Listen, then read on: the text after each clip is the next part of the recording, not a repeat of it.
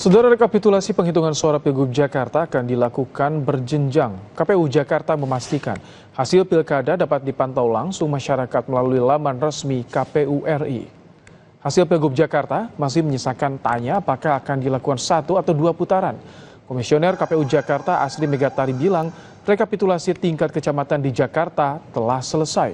Rekapitulasi tingkat kota akan dilaksanakan di masing-masing wilayah administrasi yang dijadwalkan mulai esok hari.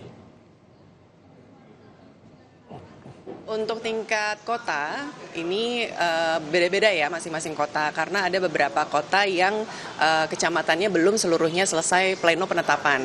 Namun untuk Jakarta Timur dan Jakarta Utara, kemarin dikabari ya, diinformasikan bahwa mereka rencananya akan melaksanakan pleno di tingkat kota tanggal 3 Desember begitu. Kemudian di kota-kota lain mungkin perkiraannya antara tanggal 4 atau tanggal 5. Masyarakat bisa melihat di pilkada2024.kpu.go.id, hasil kecamatan itu sudah terupload di website tersebut.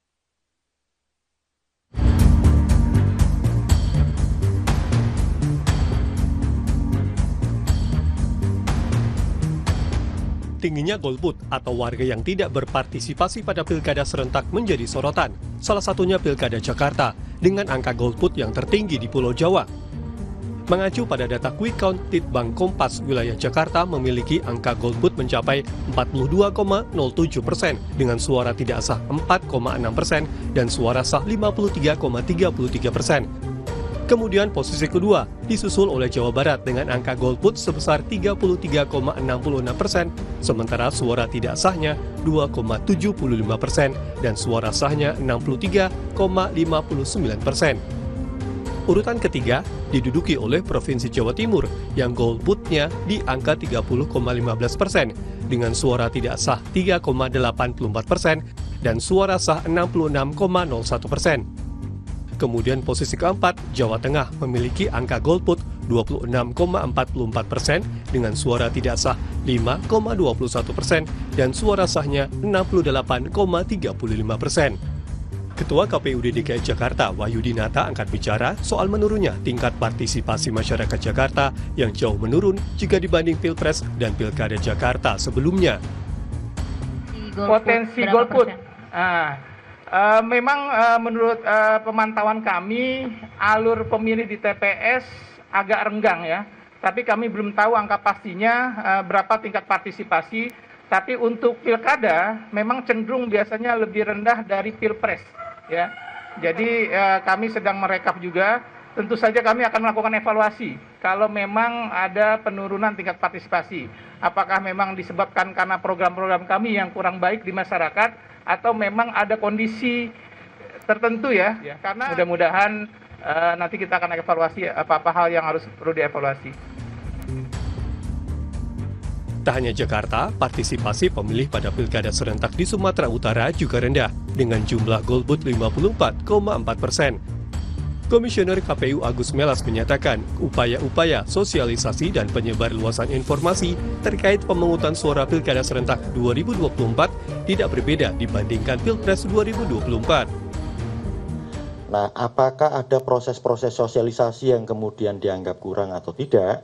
Saya pastikan meskipun itu dilakukan oleh provinsi dan kabupaten kota, tetapi skema terkait dengan penyebarluasan informasi, sosialisasi, sebagaimana praktik yang kemudian berlangsung di pemilu nasional lalu, itu juga diterapkan sama. Nah, tapi apa alasan sebenarnya, itu nanti kita menunggu proses evaluasinya.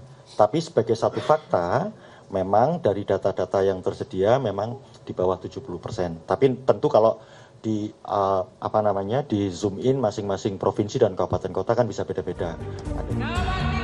Saat ini proses rekapitulasi surat suara pilkada serentak masih berlangsung sebelum nantinya KPU provinsi akan menetapkan siapa pemenang pilkada serentak.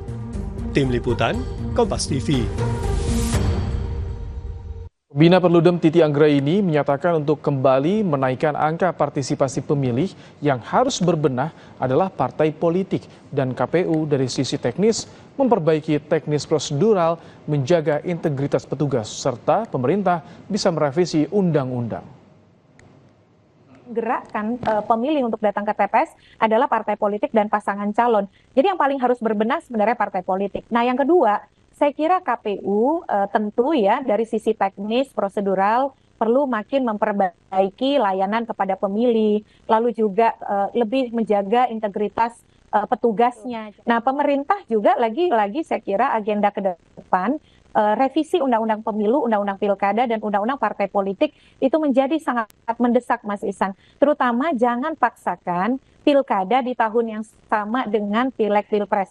Jangan pikirkan pragmatisme elit, tetapi pikirkan agar ekspresi dan saluran politik warga itu bisa optimal, bisa betul-betul bermanfaat, memberikan keberdayaan yang betul-betul optimal ya. Saudara, Kompas Petang akan dilanjutkan oleh rekan saya Cynthia Rompa. Silakan Cynthia. Ya, terima kasih Ibrahim. Saudara, Presiden Prabowo Subianto kunjungi dan menebar benih ikan nila salin di kawasan modeling Tambak Bins Karawang untuk mengenjot produktivitas perikanan, mendukung asta cita Presiden terkait swasembada pangan.